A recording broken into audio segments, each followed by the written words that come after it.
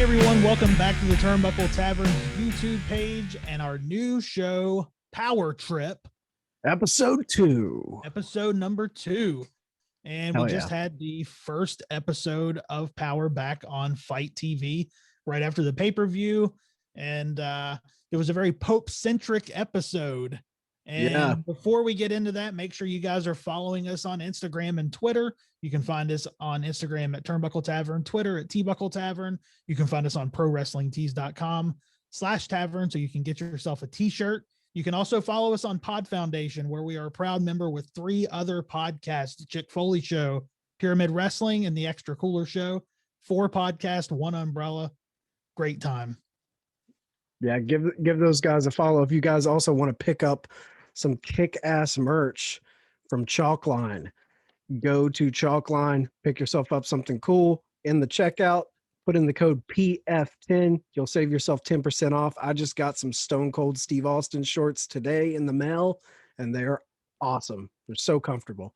Nice. Yeah, I've heard a lot of good things about their products, and I've also, I mean, their stuff looks so cool, man. They do some of the coolest designs. Yeah, the designs are really, really sweet. And, you know, if you guys are watching this, subscribe to the channel and push it out there so people can tune in. There's not a ton of NWA centric YouTube shows, so we're trying to bring you guys something new. On Thursdays, we talk heavy AEW on our podcast. You can find it at Apple and Spotify. And then on Mondays, we have our Turnbuckle debate show, also on Apple and Spotify. We talk everything from, you know, AEW, WWE, all that stuff on the debate show. But yeah, let's get into it. Yeah, POWERRR TRIP. So we started off the episode. We see Velvet Skies. Velvet Skies on there now. She's on commentary.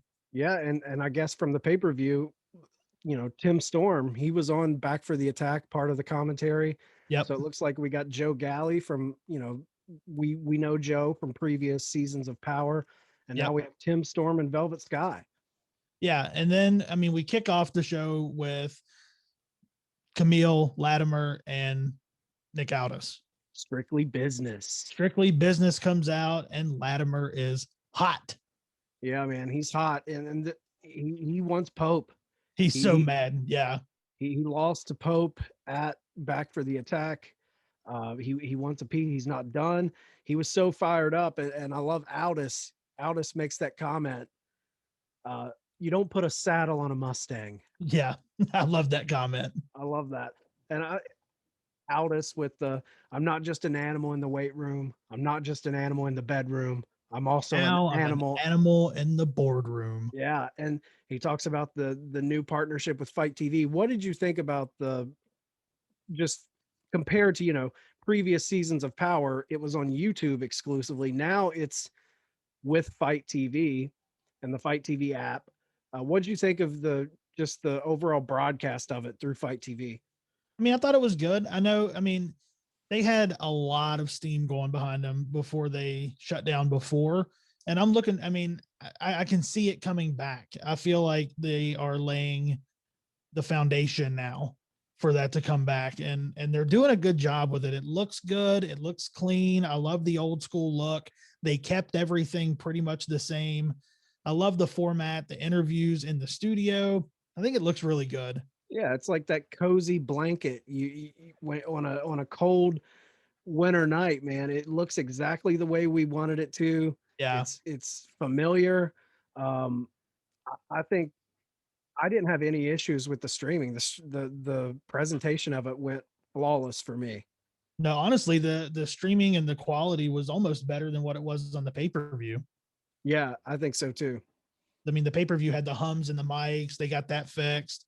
Yeah. I like that I don't think they have a crowd, but the people that are in the crowd are very active. Yeah, it sounds bigger. Yeah. It sounds bigger than probably the audience they actually have, and it makes it sound, you don't even feel a difference to me. No. And I'm super excited that they're back. I'm just excited they're back. So they had Camille. Camille was talking about going after, you know, Serena Deeb, and she said there's going to be a lot of hardware. I don't know if there's going to be enough room for all the hardware. So it looks like Strictly Business is going after all the gold Aldis Yeah. with the 10 pounds of gold, Sweet Charlotte. Then you got Camille going after the women's strap. And it looks like Tom is obviously hot Oh, about losing that TV title. he's eyeing the TV title. So I feel like Pope's got a target on his back. Yeah, let's talk about Pope in this episode. I mean, Pope, I feel like that was the big story coming out of episode 1 for me, because Pope has they've laid the groundwork for multiple people gunning for Pope's television title. I I mean, mean, there's in in 1 hour we have 3 people, four, so 4 people. four, yeah, because we have, right at the top, Tom Latimer, hot, he's pissed. Yep. He wants that TV title. Then, you know, Pope gave a promo and they asked him about that 7 defense rule. If he defends 7 times, he gets a shot at Sweet Charlotte and Nick Aldis. Yep. So you've got Nick Aldis and Tom Latimer as potential opponents. Then Austin Idol with his new client, Tyrus, comes out. They kind of, there's a little bit of beef there. So you've got Tyrus as another opponent. And then there was a number 1 contendership match tonight, which had Fred Rosser, formerly Darren Young of WWE, picking up the win. And I thought he looked great in that triple threat with, I believe it was Matt Cross and Marsh Rocket. Yeah, good match. Matt Cross was in previous seasons of Power on NWA. He's a solid talent, worked everywhere, big on the indie scene. But I'm going to be interested to see how this TV title kind of shakes out for Pope. Matt Cross Fred Rosser wins the match, obviously, because he's the number 1 contender now. But Matt Cross had a move in that match that could have, a couple of centimeters one way or the other, and that would have been pretty bad. Which one are you talking about? And that's when he did the dive into the top rope that pushed him off with his head. Oh, yeah. Yeah. I mean, that has to be a very calculated move. I thought, man, you missed that one way or the other. Oh, wrestling, man. They talk about football, but wrestling is a game of inches. Yeah. The margin for error in some of these moves is so small. Yeah, that wouldn't have been any good. And then Pope was on commentary. We had Pope on commentary during the Fred Rosser match. Yeah. He was a busy guy, and then he was in the main event. He was in the 6-man tag. Yeah, he was in the 6-man tag that main evented. I mean, Pope, this was Pope's episode, I feel like. Yeah, it was very Pope centric. It was nice to see them kind of push him into this spotlight for the debut episode of Power. Everyone was probably thinking Aldis, which Aldis had that awesome promo to kick the show off, and he was obviously in that 6-man in the main event. But Pope was sprinkled throughout this entire episode. Yeah. Then we had Thunder Rosa shows up. Thunder Rosa's giving an interview, and Melina comes out. Yeah, that was very interesting. I'll say this about, Thunder Rosa comes out, and I love that the interviewer, is his name Kyle? Yeah. It is Kyle. I'm not sure the last name. I love how they mentioned how she just main evented AEW Dynamite. Yeah. She just had this classic with Britt Baker. They're not shying away from this partnership. Very, very cool to hear that on an NWA broadcast. I mean, we knew they were going to be talking AEW because obviously Serena Deeb's the champ, but to hear them bring up the main event from Dynamite, that was really cool. Yeah, it was. But when Melina came out, man, Thunder talks about being disgusted with the fact that someone like Camille is in a position to become that champion because she doesn't feel like she is a graceful champion, Right. So she kind of stakes her opinion on Camille. But then Melina comes out, and was it just me, or like when she's talking about Thunder Rosa's recent success over the last year and watching her and having that Latino connection with her, I felt like that was real emotion. Oh, you could feel it. That was definitely real. There were tears in her eyes. Yeah, what Melina came out and did was real, and she was feeling it. It was very emotional for her. And then I love the way Thunder Rosa just turned it. Yeah, didn't play into the emotion, didn't play into it one bit, and told her basically, I I don't need it. I don't need your help. Yeah, and respectfully, she's like, I respect what you're saying, but I've done everything. Most of what I've done has been by myself. I don't need you, is what Thunder said. Yeah. And this is the beauty of pro wrestling, man. This whole segment to me is what makes pro wrestling great, and what makes me love pro wrestling was the fact that Melina, in the beginning of her promo, when she had those tears in her eyes and that emotion, she was pulling from reality. Mm-hmm. And Oh you're yeah. almost thinking there's this real moment happening, which there was a real moment. They're Right. tightrope walking that real moment, but they're also shooting an angle at the same time. Yeah. So, and that's the beauty of pro wrestling, is what's real, what's fake. What's a shoot, what's a work. And I love that they did that in this segment. And I feel like obviously they're laying the groundwork. This isn't over between Thunder and Melina. I feel like Melina, she's going to have an ace up her sleeve. Yeah. Yeah. There's going to be, it's definitely not over. And I feel like soon we're going to see her take offense to what Thunder Rosa said. And she's going to come out and there's going to be someone that she brings into the fold. Yeah, and I'm very interested because I don't know if you picked up on some of the independent news recently, but Melina was at a independent show in Texas. I think it's SW Fury or somewhere down in there. Okay. And she just brought out, she's the manager, and she brought out Big Cass. Oh, okay. And in episode 1 of our power trip, you wanted Big Cass and Enzo to come into NWA. They got the skill on the stick, Yeah. but I mean, obviously, bringing those guys in wouldn't really work in a Thunder Rosa angle. But it's interesting to see if she brings that independent storyline with her and Big Cass over into NWA.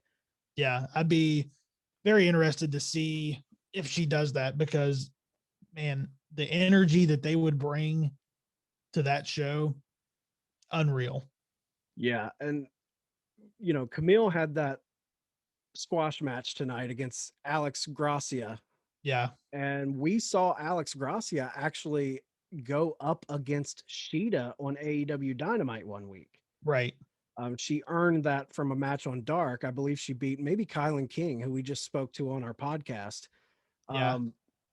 But another little, we're seeing talent being, not that Alex Gracia is signed exclusively to AEW, but we're seeing familiar faces kind of across these two brands.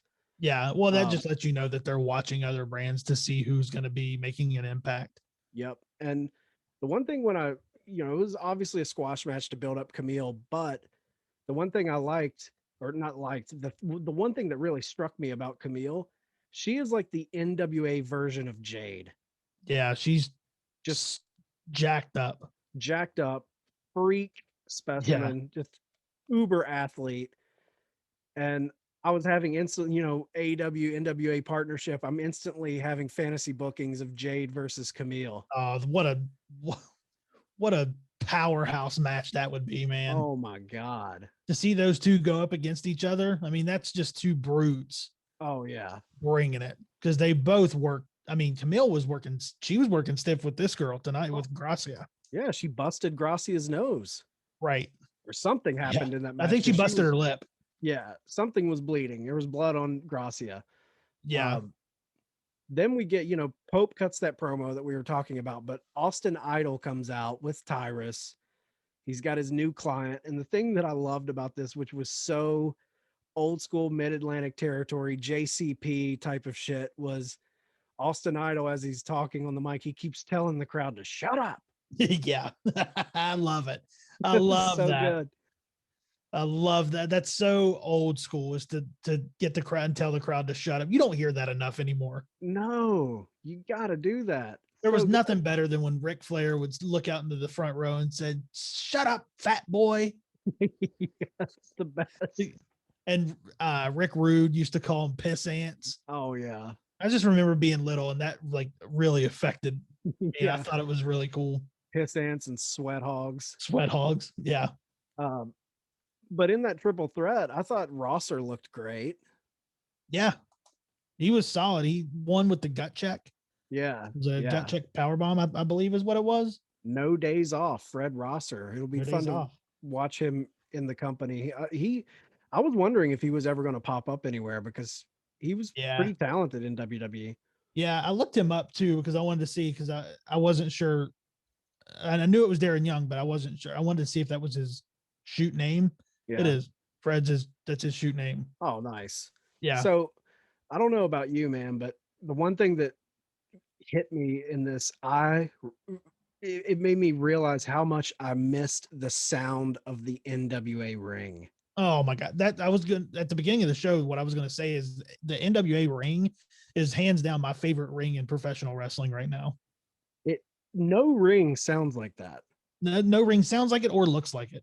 They You have know, such, I love the all blue. It's all the same color blue. very striking, very unique in its own. Yeah. And it, dude, the way they mic their ring, it reminds me of when you're at a live show. That's what it sounds like. Yeah. They mic it live, like it's not muffled. It sounds like what you would see at an independent show. Well, here's the thing, and I have done research on this before, and this, I may be wrong on this, I may not be, but I believe that when the steel beams that go through the ring on TV tapings with AEW, WWE, I believe they wrap those with like a carpet or something so it muffles the sound. Okay. And it sounds like they leave the wood and beams exposed under the NWA ring. Okay. Yeah, a little trick of the trade. Because and what really made me look into it was when we went to see Money in the Bank. Yeah. Because I had just gone to a house show and the ring sounded so much different Right. at the house show. So I did a little research and watched them put together some rings, and I found out that they muffle the ring sound for pay-per-view and TV events. Ah, okay, okay. So Great sounding ring. yeah. Another person who we're chatting with, hopefully we get to have them on the show in the future, but he had his first promo on NWA. Slice Boogie. Slice Boogie, from Queens, New York, baby. He referred to himself as Project Baby, which I thought was great. Yeah. And I love that he hits on what's her name, May Valentine, I believe. Yes. Yeah, May Valentine. Hey, Valentine. Hits on her. She said it's not time for that. Yeah, and I love that raw New York attitude that he brought in the promo. So I'm excited to see what Slice Boogie brings to NWA. Very authentic. Absolutely. Very authentic. Another thing really quick that I picked up on, just like realizing I missed the sound of the NWA ring. I don't know if you picked up on it, but you know how NWA has, the flags. They've got, the Canadian flag, the American flag, Mexico, Japan, all of the wrestling powerhouse country flags hanging. Beside those flags, there was a Mongrovian flag. Yeah. Yep. Awesome. Paying tribute to the man. Yeah. The question mark lives on. Mike Perro, he had a match against Jordan Clearwater, looked like an absolute beast. Monster. Now here's a question. I've never seen them in the same place at the same time. So could that be Bert Kreischer? Yeah. Could Mike Perro be Bert Kreischer? If Mike Perro isn't Bert Kreischer, he's like his jacked up older brother or younger brother one. When I saw, because it was only a close up, I believe, when I first saw the guy, and I was like, I was like, well, hold on a second. Oh yeah, yeah. He looks so much like Bert. It's insane. He really does. And man, that I don't know what it was. Was it maybe like a tombstone pile driver variation that he hit for the finish? Looked vicious. It was a sit down, almost like a sit down shoulder breaker. Yeah, it was crazy, man. Great finisher, but he got the win. I think I see him being pushed as a monster. Of course, you have to put it, guys. Yeah. Then, we come to the main event. The big thing was, Aaron Stevens, his championship tag team partner, Kratos and Pope were one team. but we didn't know who Nick Aldis and Tom Latimer was going to bring in as their partner. Right. Well, it's the masterpiece Chris Adonis, who we know as Chris Masters from WWE fame. Yep. Um, and I guess coming out of Back for the Attack, he lost his national championship match against Trevor Murdoch, but in the process, he injured. Trevor Murdoch is in the He's hospital now. hospitalized. He's Yeah, he's hospitalized. hospitalized. Um, one thing is, it wasn't it wasn't much of a surprise because when they jerked the curtain open, Adonis was standing back there. Yeah, I saw that and I'm like, okay, that's their partner. As soon as I saw that, I was like, well, okay. Yeah. Um, cool to see Chris Adonis because I was always a big fan of him back in the Yeah. day. The Master Lock Challenge. Yeah. And I guess the big story for me, I'll get your opinion as far as this 6-man. The big angle I got out of this was the dissension with the tag team champs. Yeah. Seems like they were at each other the whole match. Yeah. The whole match, Fredo. yelling at each other. Yep. Kratos just saying, he's screaming, "You're getting your ass whipped." Yeah. Yeah. To him. Yeah. And then Kratos goes to use a chair and Stevens grabs it from him and throws it and says, "We don't need to use this." Yeah. But in the process, Adonis gets the roll up win. Yep. And they're arguing, and it looks like Aaron Stevens is, he's a baby. He's that baby face now because, in past powers, him and the question mark, they were, even though question mark was such a beloved fan favorite, I feel like Aaron Stevens was always playing that heel. Right. Yeah. And he tosses the belt to him. He grabs the belt, tosses the belt to him and says, "Half of this is yours." Yeah. Half of these are this is yours. And I don't know, man. It doesn't seem like they're going to last a long time, though. No, I'm very interested to see because we haven't seen any tag teams. Like who are the tag teams in NWA Power right now that are going to be vying for that title shot? Because I feel like this dissension is going to catch up to these two, and somebody's going to take those belts from them. Yeah, and I don't know who that's going to be. I don't know what tag team's gonna step up and do it. It was a good match. It was a really good match. Yeah, the match was good. There was a couple. I believe they actually said at one point, "Who is the legal man?" Yeah, because it did get a little crazy for a little bit. That's seems like a common theme nowadays. Yeah, Velvet Sky had a little TNA slip and referred to Tom Latimer as Bram. Yeah. Yeah. Love Velvet Sky. Huge fan of Velvet Sky from the TNA days. I do think she needs to get her feet under her on commentary a little bit more and bring a little energy. Yeah, she needs more energy. That was lacking in her commentary. I think she can do a good job. What she did was good. Her insight was, I loved all of her insight. It's just she had good insight. It was, bring the energy a little bit more. Just need a touch more. But other than that, I think that, solid first episode of Power. Yeah, I'm excited to see where it goes because, if you remember past seasons, this is just the tip of the iceberg. They're always great about bringing out surprises. So I'm going to be very interested to see what surprises they roll out this season. What do you think moving forward? After seeing this, do you have any predictions or any wishes for things to happen going forward? Yeah, just that, I'm really looking forward to seeing what the belts are going to look like on Enzo and Cass. Yeah. Just really looking forward to seeing what they look like on them. I'm going all in on them showing up and taking the belts. Oh yeah, you're pushing all your chips on the table. Yeah, all in on them. And then I'll be honest, maybe AEW is not the place for everyone to go. Maybe Andrade should show up there.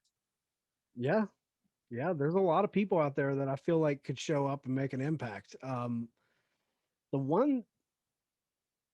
The one thing I'm very interested to see is who is going to be the next big long-term feud with Nick Aldis. Yeah. He needs someone to challenge him. He needs because he's such a dominating force in this company. He's held the belt so long. I feel like the one Yeah. thing they really need more than anything is we need a true viable threat for Sweet Charlotte. Yeah. Whoever it is, we haven't seen him yet. No, we need someone to come in and really make us think, holy shit, this guy could take this from Aldis. Because Yeah. right I now, mean, I don't see anyone. we've not seen anyone on NWA so far that's going to be the guy to take that belt off of him. No, and if you look at the history of Aldis with that title, I think the thing that really built this company and made this company special was the really epic long-term feuds that Aldis has had. The one he had with Right. Cody Rhodes going into All In and the 70th anniversary show of Yeah. the NWA show. That Cody Rhodes feud, the Tim Storm feud. Um, there's another one I'm forgetting. I'm not sure. I know he had a match with Ricky Morton. Yeah, yeah. But I mean, the guy's had the belt for over 800 days now.